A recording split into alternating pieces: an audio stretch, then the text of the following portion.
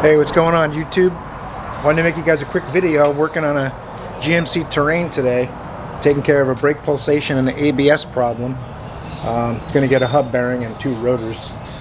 But I wanted to, for some of the newer guys, a couple of tips I wanted to give in this video. Let me get a drink. Sent to Florida Wednesday morning in February. It's a little warm. I got to get some Dunkin' Donuts iced coffee in. But a couple little tips for some of the newer guys. Things like setting your wheels down under the lift facing the other way so that you're not going to get your brake cleaners and things like that on the surface of the wheel.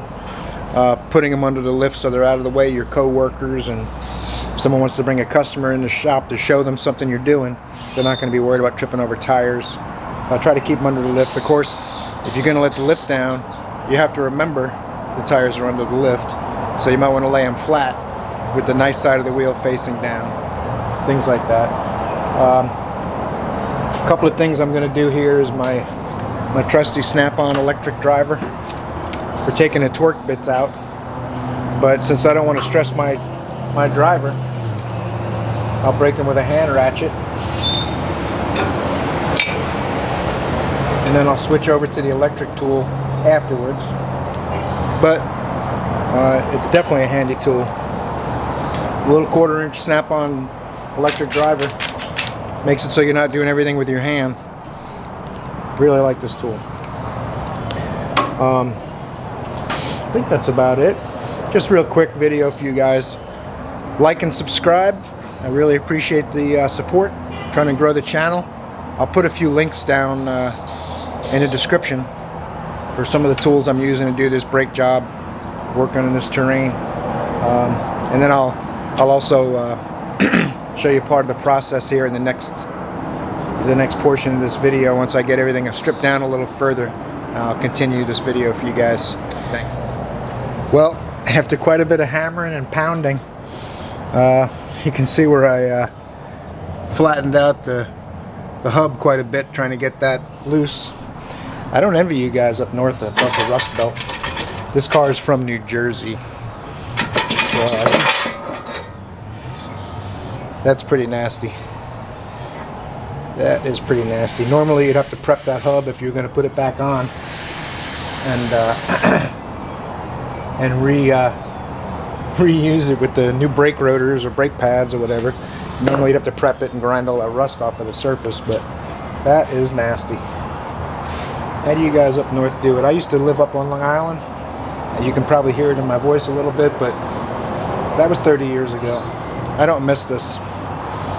But so far it's coming apart. Brake pads are in pretty good shape, so we're not going to do those. I'm going to go ahead and they're about 9mm, so it doesn't need brakes. But using my trusty caliper hangers. You don't ever want to let a caliper hang on the brake hose, especially when it's a car's a little bit older. The rubber's not very pliable, so you always use some kind of hanger to hold your calipers up. But let's clean this up a little bit, see how it goes.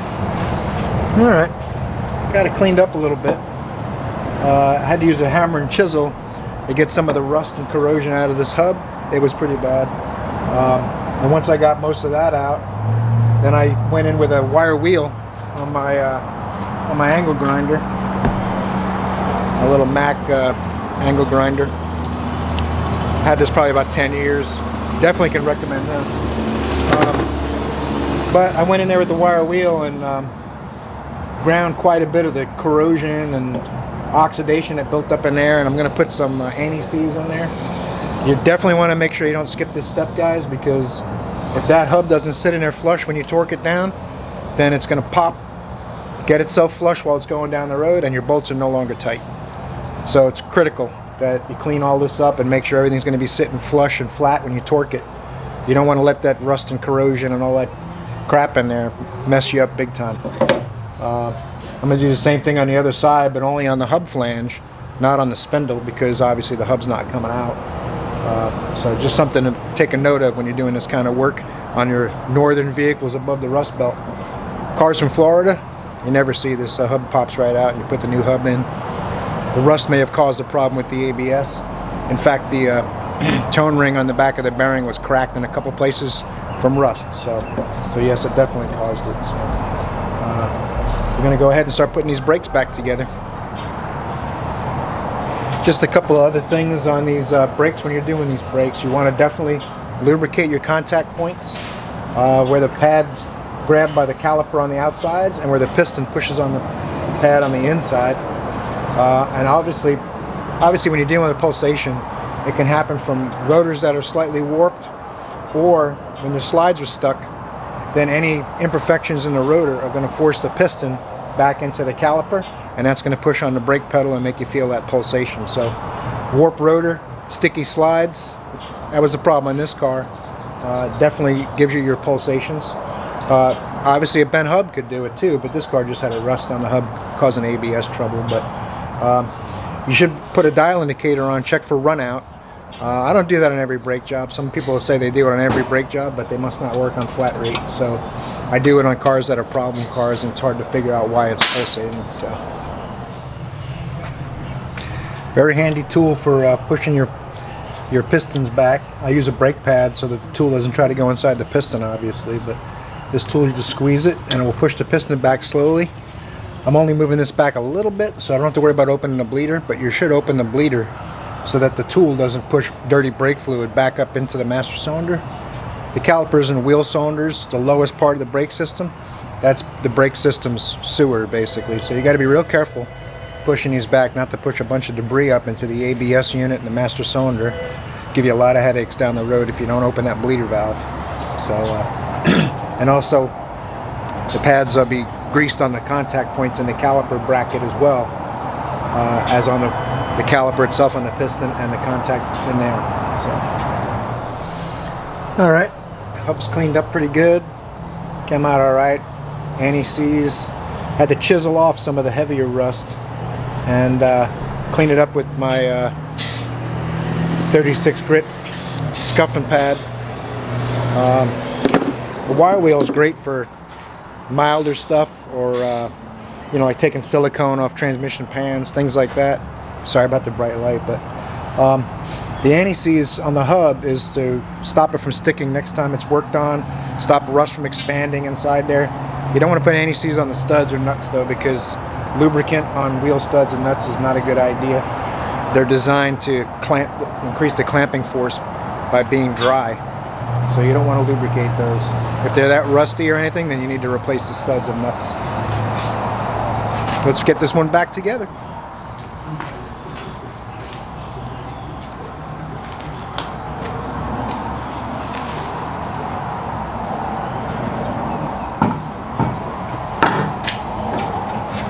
Alright, get this wheel on, get it torqued. Torqued up, we're good.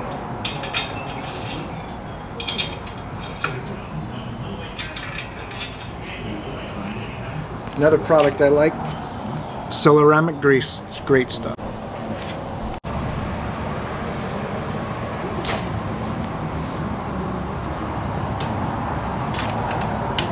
Stroke these wheels to 130 foot-pounds.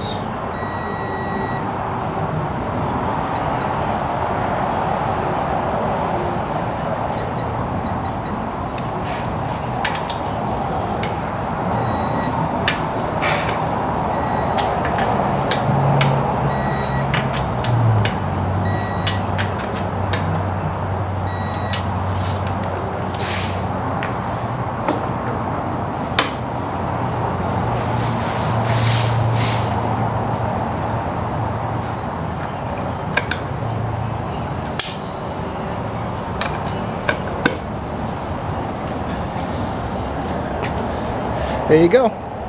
Front brake rotors and a hub bearing repair. This vehicle's all set. Appreciate you guys watching the video. Hope you picked something up. Remember to like and subscribe. And check the description. I'll have a bunch of my tools and recommended products in the description. If you click those affiliate links, that'll really help me grow the channel. Thanks guys. See you in the next video.